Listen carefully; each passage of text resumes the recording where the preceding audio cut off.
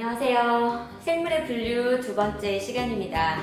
우리 지난 시간에 배웠던 거 잠깐 복습하고 오늘 내용 시작하도록 하겠습니다. 지난 시간에 무엇을 배웠나요? 지구상에 존재하는 수백만 종의 생물들을 분류하는 분류 체계에 대해서 배웠습니다. 가장 큰 단위에서부터 가장 작은 단위까지 공부를 했는데 가장 큰 단위가 뭐였죠? 개.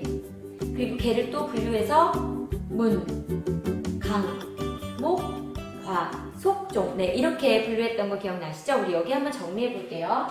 개, 문, 강, 목, 과, 속종. 그래서 이걸 외우는 방법으로 선생님이 좀 노래하듯이 개문, 강목, 과, 속종 이렇게 외우면 좋다라고 소개도 해드렸습니다.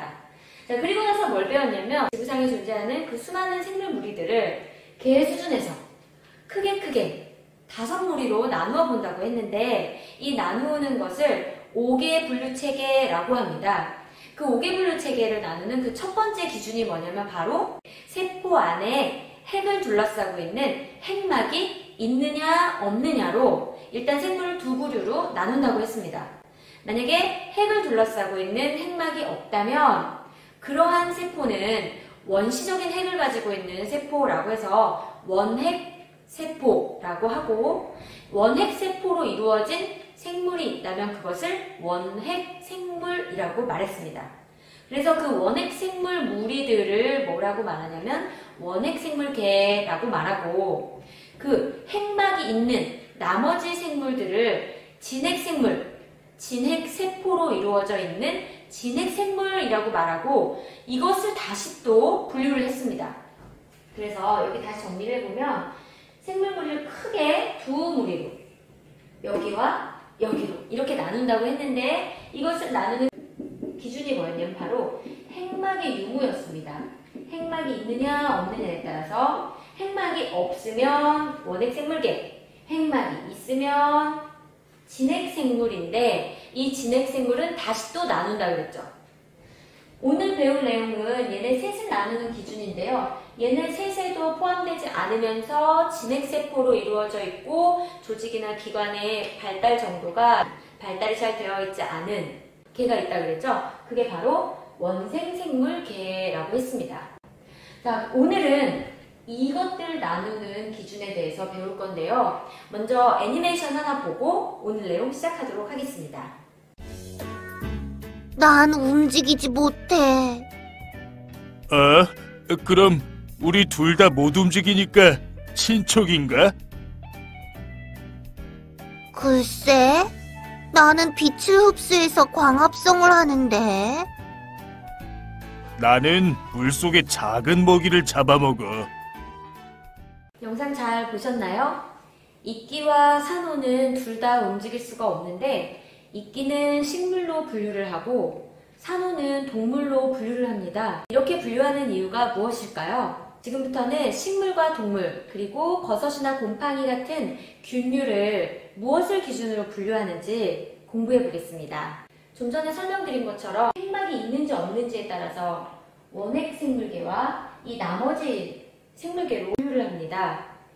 이 나머지 생물 무리들을 진핵 생물이라고 하는데 이 진핵 생물에서 원생 생물계를 뺀 나머지 생물 무리들을 무엇을 기준으로 분류를 하냐면 양분을 얻는 방법에 의해서 분류를 합니다. 양분을 스스로 합성해서 얻어내는 식물계라는 생물 무리가 있고요. 또 양분을 어떻게 얻는 방법이 있냐면 다른 생물을 잡아 먹어요. 그래서 내 몸 안에 넣고 소화시켜서 양분을 흡수하는 그런 방식으로 양분을 얻어내는 생물 무리가 있습니다. 그것은 보통 잡아 먹어야 되기 때문에 움직여야 돼요. 그래서 이런 생물 무리들을 동물계라고 합니다.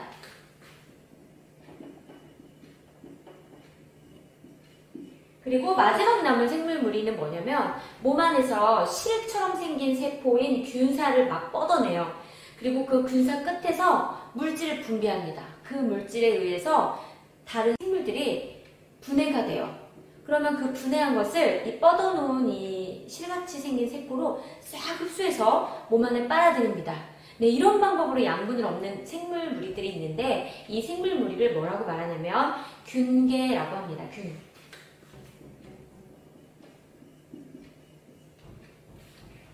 자, 그러면 이제부터는 식물계, 동물계, 균계에 대해서 좀 더 자세하게 배워보도록 하겠습니다. 선생님이 특징적인 것만 칠판 정리를 해봤는데요.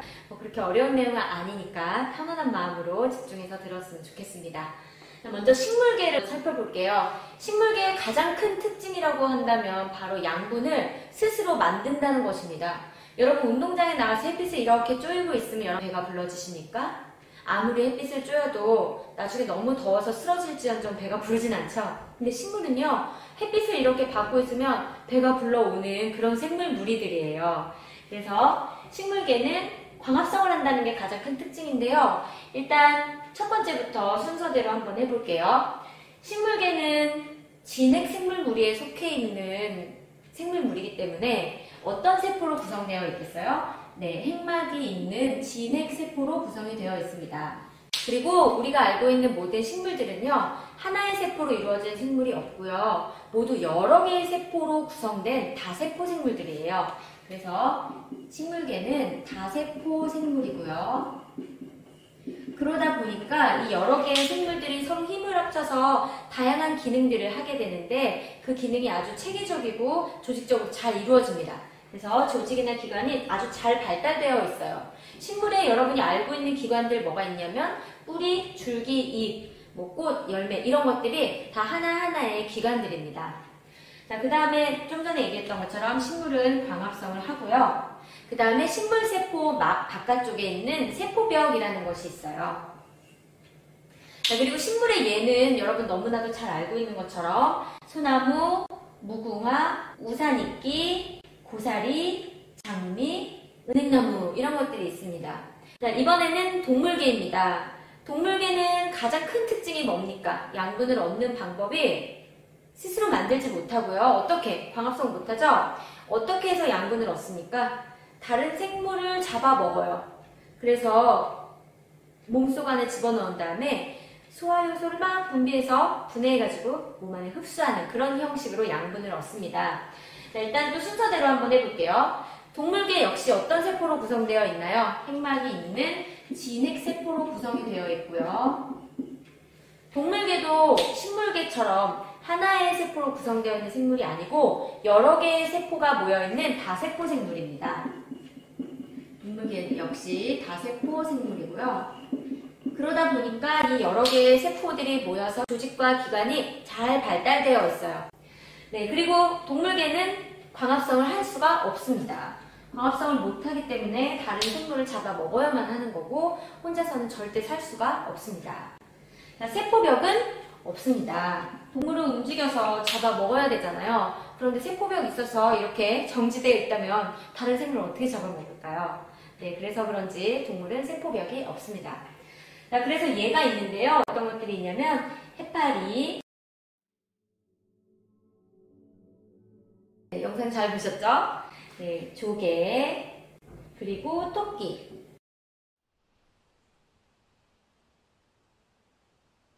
자, 그리고 새, 고양이. 다 여러분들이 알고 있는 거고. 자, 그 다음에 마지막으로 균계입니다. 균계의 가장 큰 특징은 아까 처음에 선생님이 말한 것처럼 몸 안에 실처럼 생긴 세포를 막 뻗어요.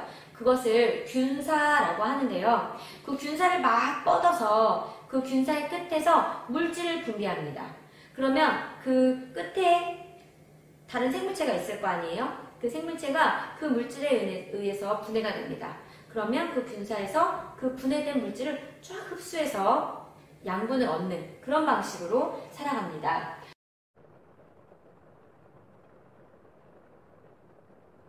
자, 이것도 순서대로 하면은 균계도 역시 진핵세포로 이루어져 있고요. 진핵세포는 핵막으로 둘러싸인 핵을 가진 세포를 말하는 거죠.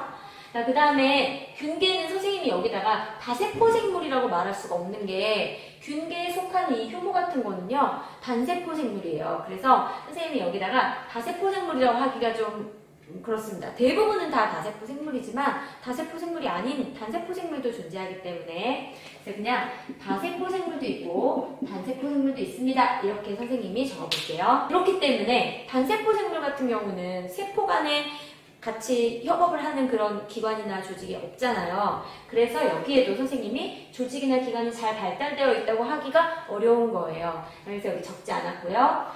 균계, 광합성 못합니다. 그래서 다른 생물이 꼭 필요하고요. 세포벽이 있습니다. 그리고 균계에 속하는 생물들 어떤 것들이 있냐면 우리가 많이 먹는 버섯들 다 균계에 속합니다. 그래서 선생님 대표적으로 표고버섯 하나 써봤고요.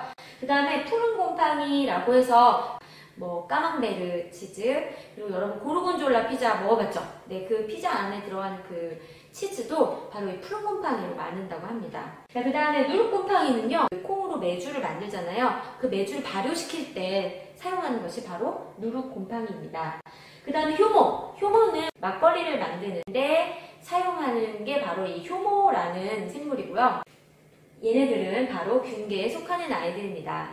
네, 여러분 이렇게 해서 5개의 분류 체계를 다 분류를 해보고 그리고 각각의 생물계의 특징들에 대해서 정리를 해봤습니다. 그러면 문제 하나 풀어보고 마칠 건데요. 문제는 선생님이 애니메이션으로 제시해 보겠습니다.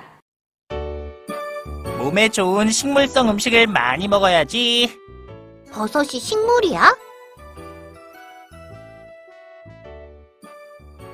그럼 미역은? 글쎄. 잘 보셨나요? 미역과 버섯은 모두 식물일까요? 아니죠. 미역은 어떤 생물계에 속합니까? 네, 원생생물계였죠. 버섯은요? 오늘 배운 균계에 속합니다. 여러분 다음 시간에는요, 실제 생물들을 5개 분류 체계로 한번 분류를 해보는 그런 시간을 가져보도록 하겠습니다. 여러분 다음 시간에 또 만나요.